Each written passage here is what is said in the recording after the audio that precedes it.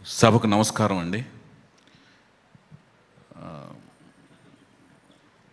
నన్ను ఈ సభకు పరిచయం చేస్తూ మంజుష గారు దర్శక నిర్మాతగా పరిచయం చేశారు ఈ సభకి. కానీ నాకు అలా అనిపించుకోవడం కంటే నేను విశ్వవిఖ్యాత నట సార్వభౌమ రామారావు గారు, ఎన్టీ రామారావు గారి అభిమాని అనిపించుకోవడంలో నాకు ఆనందం ఉంటుంది. ఆయన వీరాభిమాని నేను. ఈ స్టేజ్ మీదకి నేను రావడానికి కారణం ఆయన ఇచ్చిన స్ఫూర్తి. ఈ సినిమా ఫీల్డ్కి నేను రావడానికి కారణం ఆయన నాలో నింపిన స్ఫూర్తి. ఈ వేదిక మీదకి నేను రావడానికి కారణం మాత్రం చదలవాడ శ్రీనివాసరావు గారి మానవత్వం, మంచితనం.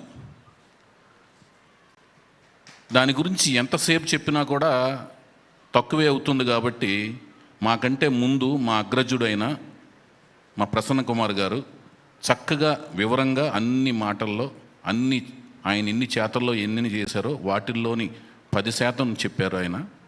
అలాంటివి 100% ఆయన చదలవాడ శ్రీనివాసరావు గారు చేసిన పనుల్లో అన్నీ అలాంటివే ఉంటాయి. ఆ మానవత్వంతో ఆయనలో నిండి ఉన్న సెంటిమెంట్తో ఎన్నో మంచి పనులు చేశారు.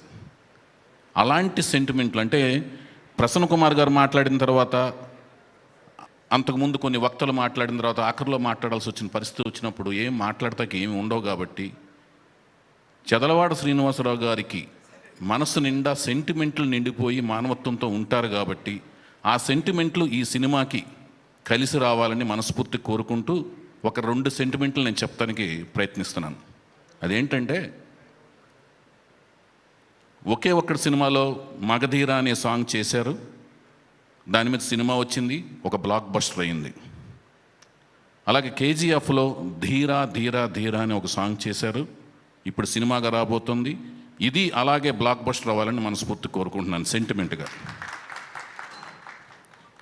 రెండవ సెంటిమెంట్ ఏంటంటే, ఇందాక తుమ్మల ప్రసన్న కుమార్ గారు, మా అన్నగారు, ఆయన తన మాటల్లో చెప్పారు, డ్రైవర్ రాముడు ఫిబ్రవరి 2న రిలీజ్ అయింది. అలాగే ఈ సినిమా కూడా, ధీరా సినిమా కూడా బ్లాక్ బస్టర్ అవ్వాలని ఆయన ఆశించారు. అది జరగాలని కోరుకుంటున్నాను. అలాగే అదే రోజున శంకరాభరణం కూడా రిలీజ్ అయింది. అది ఒక పెద్ద బ్లాక్ బస్టర్ సినిమా ఇండస్ట్రీలో. అలాంటి విజయాన్ని ఈ సినిమా నమోదు చేయాలని మనస్ఫూర్తి కోరుకుంటున్నాను. ఎందుకంటే మొదటి సినిమా, దర్శకుడు చేసిన మొదటి సినిమా ఎక్సలెంట్గా ఆడితే అతని కెరీర్ బాగుంటుంది.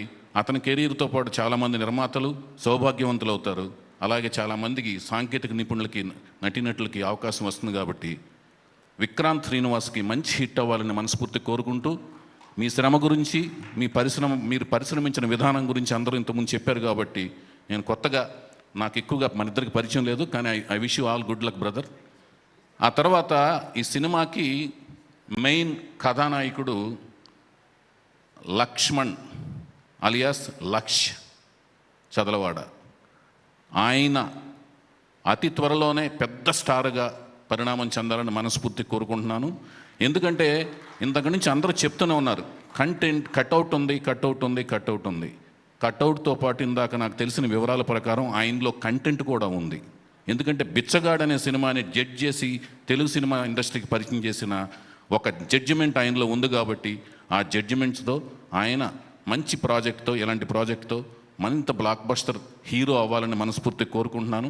I wish you all good luck అండి, మనస్ఫూర్తి కోరుకుంటున్నాను.